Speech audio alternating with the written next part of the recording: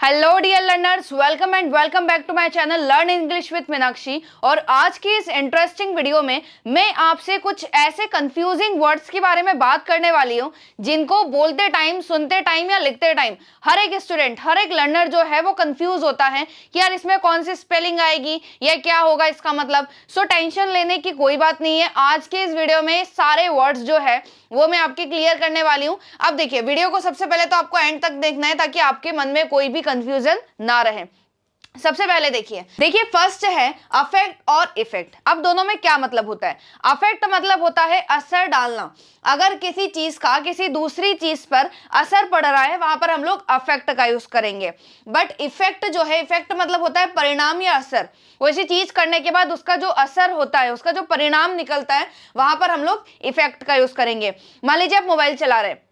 अब मोबाइल चला रहे तो इससे असर किस पे पड़ेगा? आपके नींद पर पड़ेगा कि इसके अफेक्ट जो है आपकी नींद पर पड़ेगा। बट इसका जो असर होगा, इसका जो इफेक्ट होगा, मान लीजिए आपकी तबीयत खराब हो गई, आपको नींद ही नहीं आ रही है, आपकी तबीयत खराब होगी, तो उसका जो परिणाम होगा, उसका जो इफेक्ट होगा वो आपकी हेल्थ पर होगा। मतलब इफेक्ट करेगा आपकी नींद को और परिणाम इफेक्ट क्या होगा कि आपकी हेल्थ खराब हो जाएगी, हेल्थ इश्यू हो जाएगा। अब इसके सेंटेंस देखिए, जैसे एक बहुत अच्छा एग्जाम्पल है, it's raining and that's making my mood better. अब देखिए, बारिश हो रही है तो बारिश जो है वो मेरे मूड पे अफेक्ट कर रही है कि भाई मेरा मूड अच्छा हो रहा है, बारिश आ रही है तो मेरा मूड अच्छा हो रहा है। नेक्स्ट सेंटेंस देखिए क्या बोल रहे हैं, इफ इट रेन्स मतलब अगर बारिश होती है, टू मच मतलब बहुत ज्यादा, अगर बहुत ज्यादा बारिश होती है तो इट्स इफेक्ट मतलब क्या असर पड़ेगा, will be seen in the village because there might be a flood. अगर ज्यादा बारिश हो गई, देखो अभी हल्की फुल्की बारिश हो रही है तो मेरे इफेक्ट, मूड पर इफेक्ट हो रहा है, बट उसका जो इफेक्ट होगा, उसका जो परिणाम होगा वो एक हो सकता है गांव में जो है बारिश, गांव में जो है बाढ़ आ जाए। मतलब इफेक्ट मूड पर पड़ रहा है, बट इसका अगर ज्यादा बारिश होगी तो उसका इफेक्ट किस पे पड़ेगा भाई? गांव पे पड़ेगा। इफेक्ट है तो असर डालना, और इफेक्ट है मतलब उसका कोई भी परिणाम। नेक्स्ट देखिए, बोरो और लेंड। अब दोनों में क्या फर्क है? बोरो जो है वो मतलब होता है उधार लेना। जैसे व्हेन यू टेक समथिंग, अगर आप कुछ भी लेते हैं, फ्रॉम समवन किसी से, अगर आप कुछ भी लेते हैं with the intention of giving it back later, अगर आप उसको बाद में जैसे मान लीजिए आपने किसी की कोई चीज ली यूज करने के लिए, आपने उसको बोरो किया है, मतलब आपने उसको उधार लिया है, आपका इंटेंशन है कि आप उसको वापस भी कर देंगे। बट लैंड मतलब क्या होता है? When you give someone to something, अगर आप किसी को कुछ भी चीज दे रहे हैं और ये एक्सपेक्ट कर रहे हैं कि वो उसको वापस करेगा। मतलब बोरो मतलब होता है उधार लेना और लैंड मतलब होता है उधार देना। इसके कुछ सेंटेंस देखिए, जैसे I borrowed her phone to make a call, मतलब मैंने उसका फोन उधार लिया कॉल करने के लिए। आई बोरोड हर फोन, यहां पर देखिए ईडी लग रहा है, उधार लिया, वर्ब की सेकेंड फॉर्म, बोरो की second form borrowed. I borrowed her phone to make a call, मतलब मैंने कॉल करने के लिए उसका फोन उधार लिया। नेक्स्ट है I will land you my headphones, मतलब मैं तुम्हें अपने हेडफोन्स जो है वो उधार में दूंगा, तुम पहले यूज कर लेना, बाद में मुझे लौटा देना। मैं तुम्हें ट्रिप के लिए अपने हेडफोन उधार दूंगा। नेक्स्ट है can I borrow your notes for the class, क्या मैं क्लास के लिए तुम्हारे नोट्स जो है वो उधार ले सकता हूँ? क्या मुझे मिल सकते हैं? मैं उसको लिखने के बाद, कॉपी करने के बाद तुमको वापस दे दूंगा। I borrowed an umbrella from my neighbour, मतलब मैंने छाता अपने नेबर से उधार लिया। I borrowed. नेक्स्ट देखिए, एक्सेप्ट और एक्सेप्ट, दोनों में सुनने में तो कोई फर्क नहीं है, बट बहुत बड़ा डिफरेंस है। जैसे एक्सेप्ट देखिए, एक्सेप्ट मतलब होता है स्वीकार करना। अगर आप किसी चीज को स्वीकार कर रहे हैं, वहां पर आप लोग एक्सेप्ट का यूज करेंगे। मान लीजिए आपको किसी ने कोई इनविटेशन दिया, आपने उसको एक्सेप्ट कर लिया, मतलब उसको स्वीकार कर लिया कि आप उसके बुलाने पर जाएंगे, या उसने शादी में आपको इन्वाइट किया तो आपने उसका एक्सेप्ट, उसका जो इनविटेशन है वो एक्सेप्ट कर लिया। मैंने आपको कॉल किया, आपने कॉल एक्सेप्ट कर लिया, मतलब कॉल को आपने स्वीकार कर लिया। एक्सेप्ट का मतलब होता है किसी चीज को स्वीकार करना या मंजूरी देना। बट एक्सेप्ट की अगर हम बात करें तो उसका मतलब होता है छोड़कर।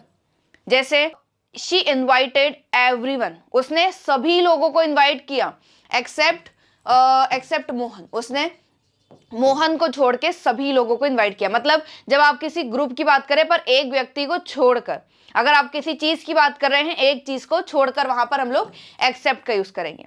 ठीक है, जैसे एक्सेप्ट का मतलब होता है किसी चीज को छोड़ देना या अलग कर देना। जैसे अगर मैं बोलूं आई टॉट एवरी टॉपिक, मैंने सारे टॉपिक पढ़ाए एक्सेप्ट टेंसेस, मतलब मैंने टेंस को छोड़कर सारे टॉपिक पढ़ाए। इसके सेंटेंसेस देखिए, जैसे I accepted the invitation to the party, मतलब मैंने पार्टी के लिए उसका इन्विटेशन जो है वो एक्सेप्ट किया। एक्सेप्टेड मतलब एक्सेप्टेड आ रहा है वर्ब की सेकंड फॉर्म, मतलब किया। I accepted the invitation to the party. Next है she accepted the job offer, उसको जॉब ऑफर मिला और उसने एक्सेप्ट कर लिया, मतलब उसने स्वीकार कर लिया। नेक्स्ट है एक्सेप्ट का, देखिए everyone is coming to the meeting except John, मतलब सभी लोग मीटिंग में आ रहे हैं एक्सेप्ट जॉन, जॉन को छोड़कर। नेक्स्ट है I like all fruit except mangoes, मुझे आम को छोड़कर सारे फ्रूट पसंद है, पर मुझे तो भाई सारे पसंद है। नेक्स्ट देखिए, नेक्स्ट क्या है, एक्सेप्ट और एक्सेप्ट नहीं, यहां पर आएगा देन एंड देन, THEN और THAN। अब दोनों में क्या फर्क है ये देखिए, देन मतलब तब या फिर, जब कभी भी आप बोले मैं यहां गया, फिर मैंने खाना खाया, फिर मैंने पढ़ाई की, फिर मैं सोया, अगर आप ऐसे एक के बाद एक कोई सा काम बोल रहे हैं या उसको जो भी काम आप कंटिन्यू कर रहे हैं, एक डेफिनेशन भी है देन का यूज जब हम टाइम या सीक्वेंस के बारे में बात कर रहे हैं तब होता है। जैसे पहले मैंने खाना खाया, ठीक है, I ate food, then I went to market, फिर मैं मार्केट गया, मैंने उससे बात की, then I talked with her. But THAN का मतलब होता है तुलना करने के लिए, जब कभी भी हम किसी दो चीज में या किसी भी चीजों में तुलना कर रहे हैं वहां पर हम लोग देन का यूज करेंगे। ये स्पेशली जो है कंपैरिजन के लिए होता है। जैसे देखिए कैसे, I went to the market then, मतलब यहां पर देखिए मैं मार्केट गया, फिर मैं मार्केट गया, फिर मैं ऑफिस गया, मतलब पहले मैं मार्केट गया फिर मैं ऑफिस गया। फिर है first finish your work then you can play, मतलब पहले अपना होमवर्क पूरा करो फिर तुम खेल सकते हो। फिर है she is taller than me, अब यहाँ पे देखिए कंपैरिजन हो रहा है कि वो मुझसे बड़ी है, लंबी है।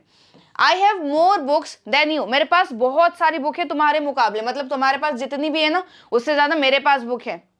लास्ट वाला देखिए LOAC लूज और LOOC लूज, दोनों का सेम प्रोनाउंसिएशन है। जैसे देखिए जब भी LOSE की बात करें, जब भी LOAC की बात करें मतलब हारना या खोना, अगर हम कुछ भी चीज हार रहे हैं या खो रहे हैं, जैसे डोंट लूज योर कीज, अपनी कीज को मत भूलना या मत खोना। जैसे लूज एक वर्ब है, इसका मतलब होता है कुछ खोना या किसी चीज में हार जाना, ये एक वर्ब की तरह काम करता है। बट जब भी लूज की बात करें मतलब ढीला या कसा हुआ नहीं है, जो भी चीज ढीली है या कसी हुई नहीं है। जैसे this screw is loose, your shirt is too loose, तुम्हारा शर्ट बहुत ज्यादा ढीला है। Your jeans is too loose, तुम्हारी जीन्स बहुत ज्यादा ढीली है। इसका मतलब होता है कुछ ढीला, खुला या टाइट ना। तो फ्रेंड्स, अगर आपको इस वीडियो में जो भी मैंने आपको डिफरेंसेस बताए हैं, समझाए हैं, आई होप आपको वो समझ में आए होंगे। सो अगर आपको वीडियो पसंद आई है so please subscribe to my channel and share with your friends. Thank you for watching.